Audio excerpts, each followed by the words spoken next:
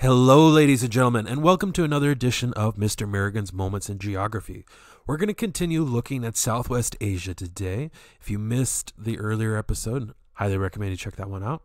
But for my students, this is going to be continuing in Chapter 18 in your textbook. And in particular, today we're going to look at Palestine and Israel. We're going to be able to identify and explain the economic as well as the cultural and political traits of Israel today. We are going to touch a little bit on explaining and identifying the causes of the tension and violence between Israel and Palestine. This is meant to be a very brief introduction, and so if that's something that you have more interested in, there are a ton of great videos, a ton of great resources out there to dive a little bit deeper. And we're also going to be able to identify and explain the changing patterns of the Jewish people and where they are located, not only in Israel, but around the world. So let's start with some physical geography. It is important to know that the Palestinians are a stateless nation, and right now Palestinians don't necessarily have a country of their own because a lot of this territory is currently occupied by Israel. But they are an important part of the population of Israel. They are also certainly hoping for peace in this region, just like the Israelis are. So let's talk a little bit about physical geography here. So to give ourselves kind of a location here, we're on the eastern end of the Mediterranean Sea. And we're talking about a land area that's roughly about 68 miles wide and about 256 miles long. For my U.S. listeners, if you're looking for a comparison, think New Jersey as far as size. So a little bit on the smaller end. The Golan Heights Plateau is certainly a physical feature you will find here. The Dead Sea certainly helps to form a little bit of a border between Israel as well as Jordan, and the Jordan River certainly flows into the Dead Sea as well.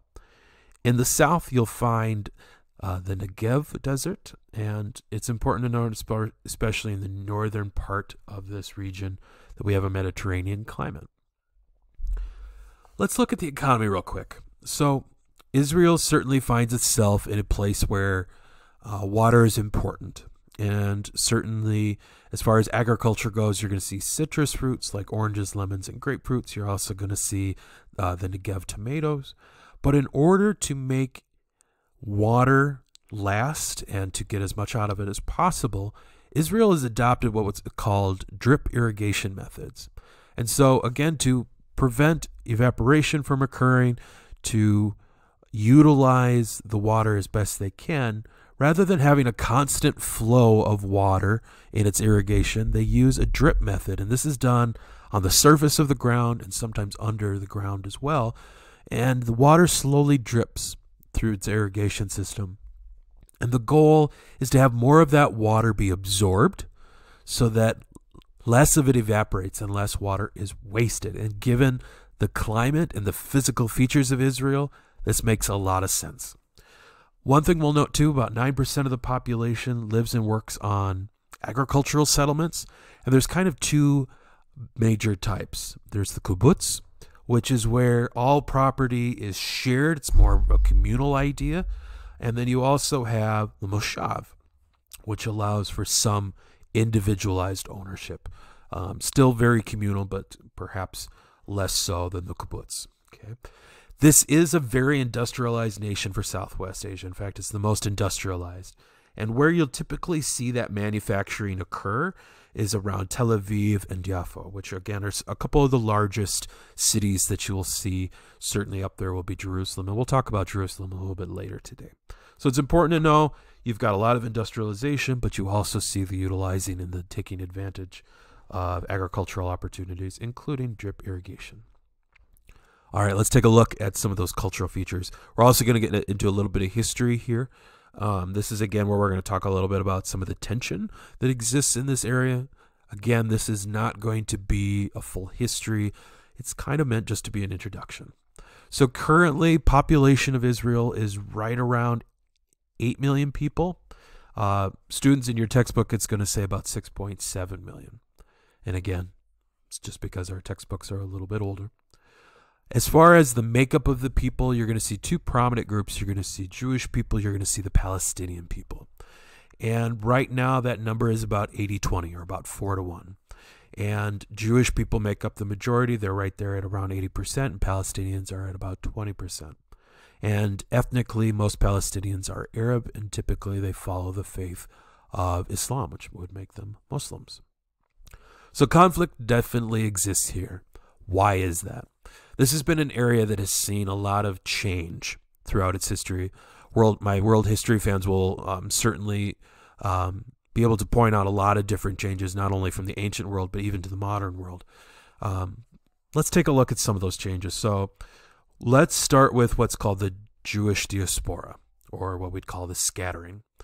Through a variety of different groups, the dispersion of the Jewish people from their original homeland begins somewhere around the 6th century BCE. So we're talking about the 500s BCE. Fast forwarding a little bit, if we're kind of getting into the late 1800s, and certainly I know I'm going over a lot of history, including certainly the Crusades, but you began to see some returning from Europe as far as the Jewish people, but they were not considered Arab. Remember that at that time too, there was a substantial ethnically Arab population that was living here, and so that population, the Jewish people coming in, were often considered Westernized or Europeanized, and that led to some trust issues culturally among both groups. Again, fast forwarding a little bit to World War I, this is a region that certainly fought with the British against the Ottoman Empire. There were some promises made about a state to the Palestinians, and so certainly that claim by the Palestinians is there. It's rooted in that. For my students, we're going to go into this a little bit deeper in class. Fast forwarding a little bit to World War II, certainly the events of the Holocaust as well as other events led to the death of over 6 million Jewish people as well as other groups. And out of that came a call for a Jewish homeland. So post-World War II, in 1947, there was a Jewish state and there was an Arab state. And so we had a kind of a two-state solution. And when you hear that in the news today, that two-state solution model, it means that the Palestinians would have their own homeland as well as the Jewish people would have their own homeland or their own nations within there. So in May of 1948, you're going to see that the nation of Israel is created, and there's been a lot of violence on both sides, retaliations on both sides, and so there have been several attempts at peace, none of which unfortunately have been able to stick. Again, we're not going to go into a ton of detail there. So this would be a great moment if you do want to dive a little bit deeper. Pause the video, go check it out. Otherwise, I want you to reflect a little bit on why conflict exists here. And for my students, again, we'll go over this a little bit more in class, but just give yourself maybe a moment to pause and then dive a little bit deeper. All right, I'm going to keep going though. I've got a couple of visuals here I want to show you. The first thing I want to show you is the world map, and we can see that Israel certainly and the United States both together make up about 81% of the population. Again, those numbers are as of 2010, and the population that we're talking about is the Jewish population. You can certainly see there are certainly other nations like France and Britain and Russia that also have fairly large numbers of Jewish Americans, but the two nations that certainly have the largest would be Israel and the U.S. And it's important to note, too, that even New York City has a very large population of Jewish people on its own. On the bottom of this page is a really interesting graph that talks about the Jewish population as far as region. And you can see that there are some big changes that occur between 1948 and 2010 as far as the population of Jewish people in Israel. As far as the United States, we can see that some of the largest populations of Jewish people live in New York as well as Florida and California, but certainly other nations in between there. One thing I do want to note about Jewish Americans is that they vote in large percentages.